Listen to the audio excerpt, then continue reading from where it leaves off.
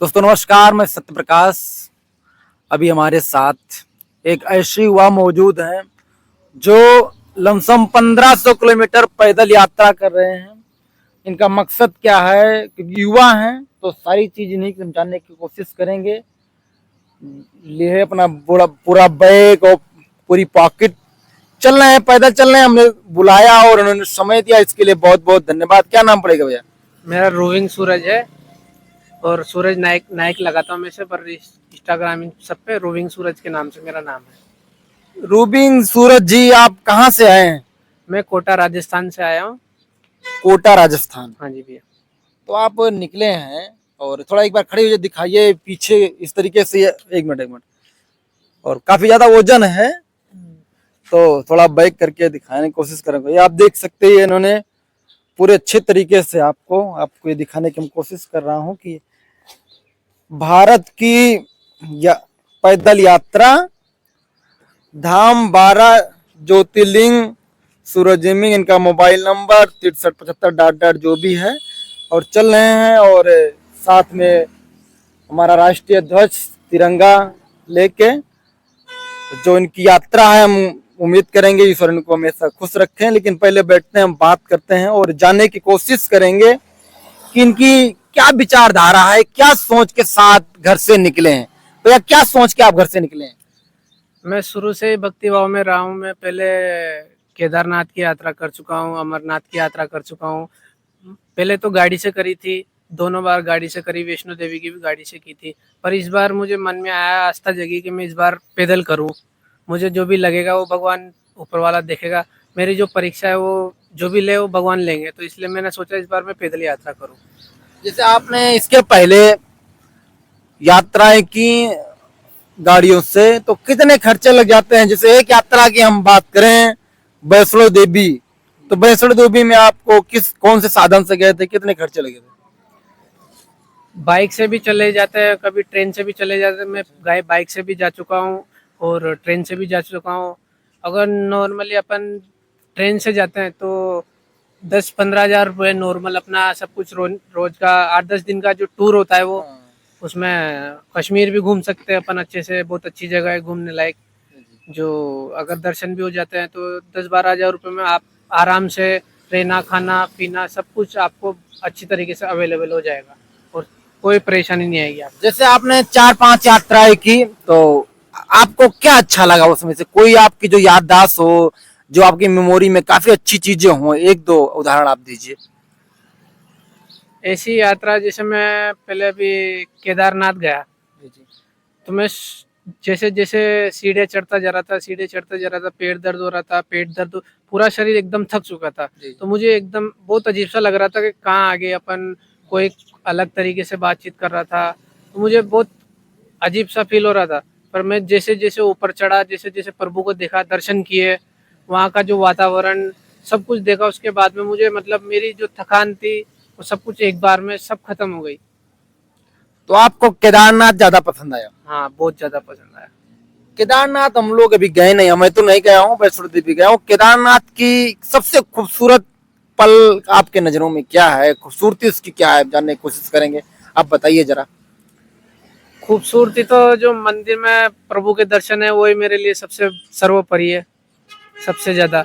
वहाँ का बस पर्यावरण वगैरह? पर्यावरण बहुत अच्छा है, सब कुछ मतलब किसी चीज की भी प्रॉब्लम नहीं हो सकती आपको वहाँ पे। मतलब लोकल जो वहाँ पे वो भी आपको अच्छी तरीके से गाइड करेंगे, कोई प्रॉब्लम नहीं आएगी। हाँ, ये जरूर है कि वहाँ थोड़ा बहुत अपन ऊपर की साइड है तो वहाँ पे खाना और ये सब कुछ थोड़ा महंगा मिलता है, कॉस्टली ज्यादा मिलता है। जैसे आप खाना खाओगे, कुछ भी चीज लोगे तो आपको थोड़ा कॉस्टली ज्यादा पड़ेगा वो। बाकी और किसी चीज की भी आपको वहाँ कोई दिक्कत नहीं आएगी। मैं पहले अपने खुद के मन से बता रहा हूँ, जो मैं घूम के आया हूँ, पर्सनली अपने विचार बता रहा हूँ। और वैष्णो देवी में हम तो गए हैं, तो वैष्णो देवी में आप अर्ध कुमारी वगैरह जो नीचे मंदिर है बीच में, वहाँ दर्शन किए? नहीं, अर्धकुंवारी तो किस्मत नहीं हो पाएगी क्योंकि वहाँ पे क्या है, पहले टिकट लेना पड़ता है, 1-2 दिन पहले वो करना पड़ता है, तो बुक करना पड़ता है। और ऊपर काल भैरव पे? काल भैरव भी पैदल गए और वैष्णो देवी भी गए, अच्छे से दर्शन किए। वो भी मतलब वहाँ पे भी जाने के बाद में दिल को बहुत सुकून मिलता है कि ऐसा करते हैं कि मतलब कुछ टाइम यही रुक जाए अच्छे से। अगर हम आप युवाओं को, आप युवा हैं तो आप पढ़ाई किए होंगे, पढ़ाई करेंगे नहीं कर रहे हैं, आप बताइए। नहीं, मैं पढ़ाई की थी 10वीं तक की थी, इसके बाद में मैं छोड़ चुका हूँ। उसके बाद ईश्वर की तरफ से हाँ, उसके बाद में मैंने काम भी किया, जैसे अब खाना बनाने का काम भी जानता हूँ मैं। खाना बनाने का मतलब कुछ भी हो, हाँ, रोटी सब्जी से लेके कुछ भी, मतलब जो भी हाँ, जो वो खाने वाला हाँ, प्रक्रिया चले। वो सब जानता हूँ। तो मम्मी पापा क्या करते हैं भैया? मम्मी तो कुछ नहीं करती, घर का काम करती है, और पापा आरसीसी का काम करते हैं। अच्छा, जैसे छत वत बनाते हैं, उसका काम करते हैं। आप कितने भाई बहन हो? बड़े भैया हैं, एक है जो शादी हो चुकी है, वो नल का काम करते हैं। अच्छा, प्लम्बर वगैरह का। हाँ, प्लम्बर का काम करते हैं। तो आप युवा हो तो आपको तो जिम्मेदारी भी होगी घर की, नहीं है अभी? नहीं, जिम्मेदारी भी है, पर अभी शादी हुई भी नहीं है, पर घर वालों को मनाया भी है, उनको बोला भी है कि भाई मैं जा रहा हूँ ऐसे। तो उन्होंने बोला कि माने नहीं, पर धीरे धीरे मैंने कैसे भी करके मना लिया उनको। उन्होंने बोला कि ठीक है, रोज फोन करना, रोज बात होनी चाहिए, सब कुछ, मतलब मैं पूरी अपनी मैनेज करके। हाँ, मैनेज करके पूरी सिक्योरिटी के हिसाब से फिर आया हूँ। ऐसे नहीं आया कि मतलब मैं बैग लिया के चल दिया, ऐसे नहीं, पूरी सिक्योरिटी से सबसे बातचीत करके फिर आया हूँ। अगर हम बात करें जैसे आप पैदल चल रहे थे, इसके लिए कोई परमिशन लेनी पड़ती है या कैसे क्या रहता है कि जिसको जो आप मन कर चल दिए?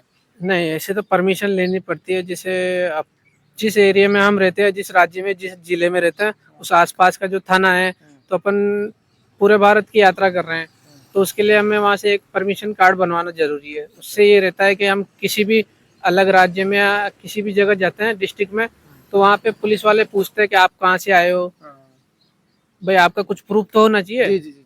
तो इसीलिए वो एक पुलिस फॉर्म परमिशन का। परमिशन फॉर्म आता है, उसको वेरीफाई करके। वेरीफाई कराना पड़ता है और दिखाना पड़ता है कि भाई हम यहाँ से आए हैं और ये पुलिस वालों से बनवाया है हमने, वो ऐसा। ये भाई साहब ने बताया, आप जो लोग सोचते हैं कि यात्रा हमको करना है तो आप पहले इस जो डॉक्यूमेंट को बनाना बहुत ज्यादा अनिवार्य है, क्योंकि दिक्कत आपको भी हो सकती है और प्रशासन की सहायता के लिए डॉक्यूमेंट बनाना चाहिए। अगर हम बात करें कि आप जो यात्रा चल रहे हो तो क्या प्रोसीजर है, कहाँ से चार धाम जाओगे, क्या प्रोसीजर रहेगा, कहाँ से या किस तरीके से कहाँ कहाँ पहुंचने की आप उम्मीद रखते हो आप? जैसे मैं 15 तारीख को 4 बजे सुबह यात्रा के लिए निकला था, तो मैंने जो रूटीन बनाया वो मैं 4 दिन में मैं 100 किलोमीटर की यात्रा मुझे कंप्लीट करनी है रोज की। तो धीरे धीरे मुझे, अब मैं जैसे यहाँ पे आ चुका हूँ। जैसे आपने बोला कि 100 किलोमीटर 4 दिन में पूरा करते हो, तो 100 किलोमीटर पूरा करते करते कैसे क्या रहेगा आगे तक? आगे जैसे अभी यहाँ से मैं 100 किलोमीटर भी मुझे 2 दिन लगेंगे, आज का और कल का मुझे लगेंगे गंगापुर सिटी पहुँचने में। फिर गंगापुर सिटी में वहाँ रुकूंगा, फिर वहाँ से मुझे 2 दिन लगेंगे मथुरा पहुँचने में।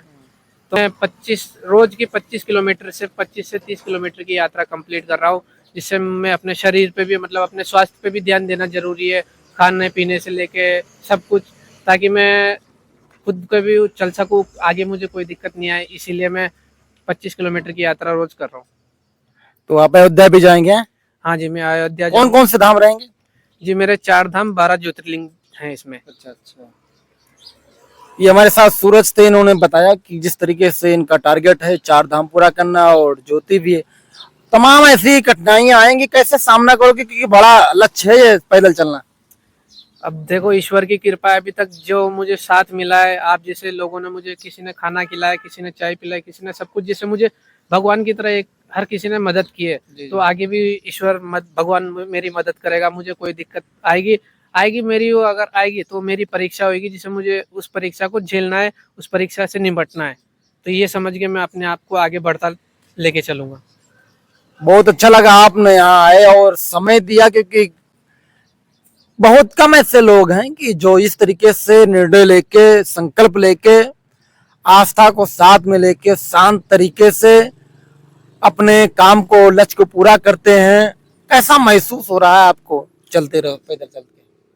अभी जैसे लोग बाग बोलते हैं कि अकेले कैसे चलते होंगे, किसी को साथ लेके जाओ, किसी को साथ लेके जाओ, पर मैं अपने मन में भगवान का नाम लेके चलता हूँ। रोज भगवान के नाम से शुरू होता हूँ, भगवान के नाम पे खत्म होती है। तो मुझे भगवान के नाम से यात्रा स्टार्ट हो रही है, भगवान के नाम पे खत्म हो रही है, तो मुझे तो अकेला कुछ भी महसूस नहीं होता। मैं भगवान के नाम को साथ में लेके चल रहा हूँ, अपने साथ में लेके चल रहा हूँ, तो मुझे अकेला फील तो नहीं होता। मजा आता है कि मैं चल रहा हूँ और दर्शन कर रहा हूँ बस। बहुत बहुत धन्यवाद हमारे चैनल पे आप आए। अगर कोई हेल्प करना चाहता है तो आप किससे हेल्प कर सकता है?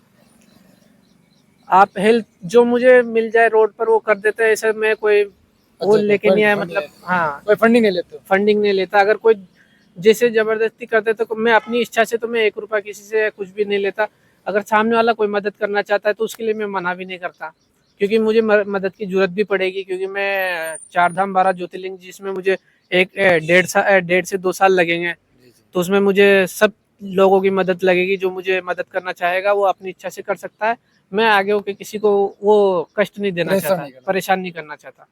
बहुत बहुत धन्यवाद, आप आए, और मैं ईश्वर से कामना करूंगा आपकी यात्रा सफल हो, मंगल हो, अपने काम में हमेशा अग्रतर अक्सर बने। जय हिंद, जय भारत, जय श्री राम। धन्यवाद, धन्यवाद।